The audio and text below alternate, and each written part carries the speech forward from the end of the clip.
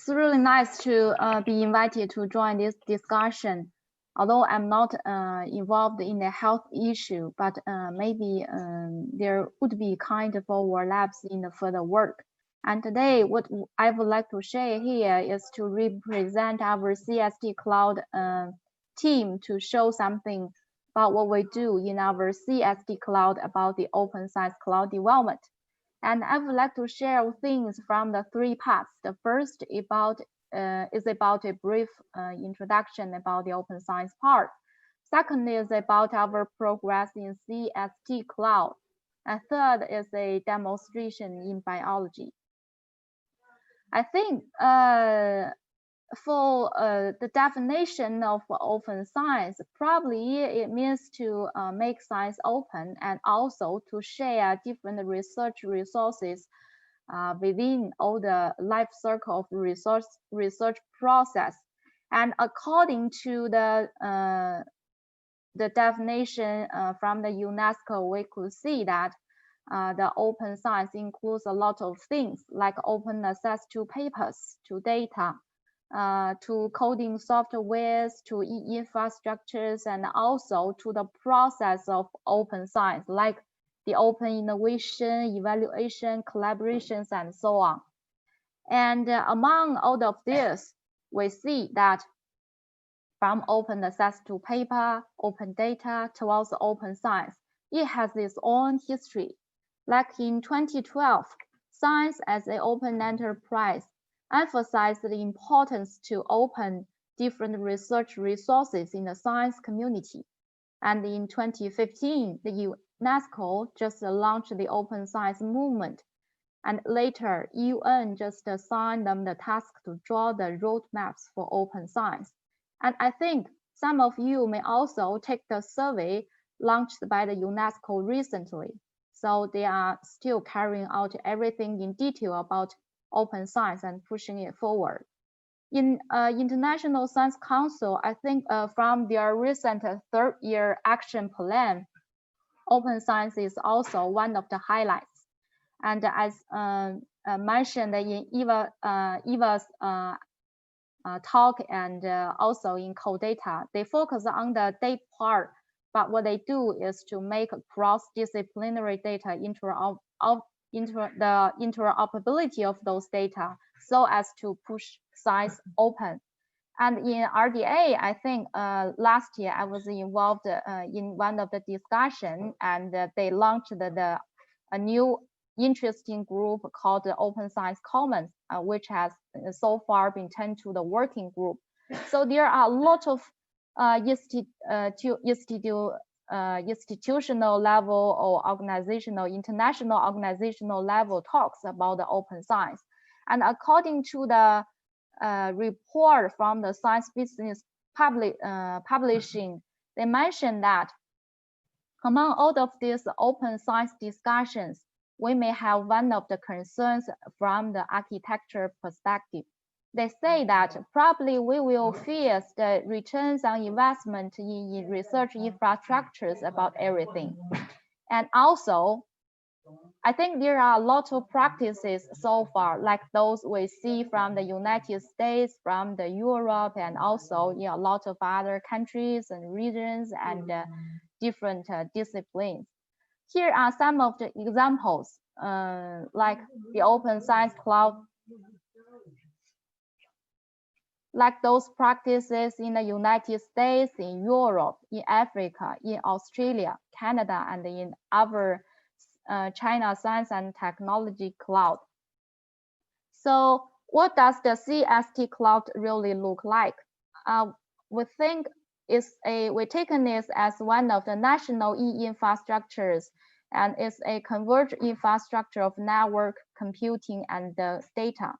So far, you could see from the picture that it has reached the computing capacity of 300 PyFlow, a data storage capacity of over 100 PB with switching capacity of 100 GB internet connection. And the data shared through the O platform could reach a PB level with different research softwares integrated into the platform also.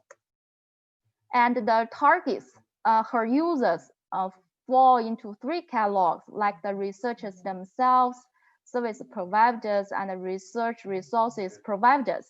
The CST cloud is now serving over 100,000 scientific researchers in the Chinese Academy of Sciences. And it also provides the cloud services environment to support the innovation in different subjects and to support different scientific discoveries, especially for big data and big computing. And we came to the question that if different researchers, they do their different studies based on their own environment. So is there any possibility of get connection through different clouds and get them related to each other, especially by exploring different techniques, standards, policies, and organizations of things towards a different cloud federation? So by this kind of cloud federation, scientists could not only do their research within their own research environment, but also they could turn to a universal platform to submit their jobs and get their research things done. And that's what we think about the global open science cloud. And this is the draft architecture. I'm still revising it, but the ideas embedded in the architecture is about at least 3 or 4 things about the interoperability. At first, those clouds are separate everywhere, but we talk about the policy interoperability. And by this, they establish kind of trustworthiness between those institutions, and then they began to get better connected through the cloud federation. And this is a big job. We will talk about the technical interoperability. We will talk about also the semantic interoperability, as the EOS also mentioned. And within this process, the authentication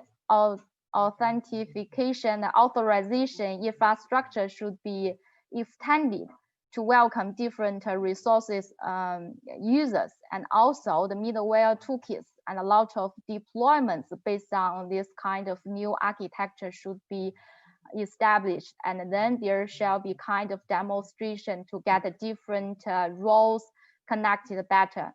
So we can cut it short to say that in the cloud federation, what we will do is to make interoperability from 3 levels: the policy level, the technology level, the semantic level, as well as the organizational level. And this slide shows what we do so far about the test bed thing with our strategic partners around the world, especially in Europe. And from the policy level, we are working with CoData to work on some of the governance rules and policies. Especially, we will be this case will be integrated into the decadal program, and a working group focusing on GEOSC is on her way.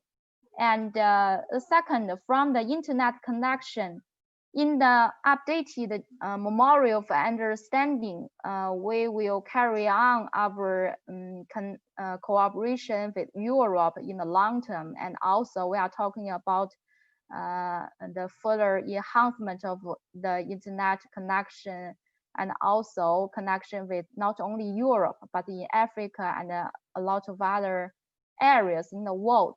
And from the AAI part, we have become the EduGame member. This will help not only the Chinese researchers, but also scientists from the world get connected together.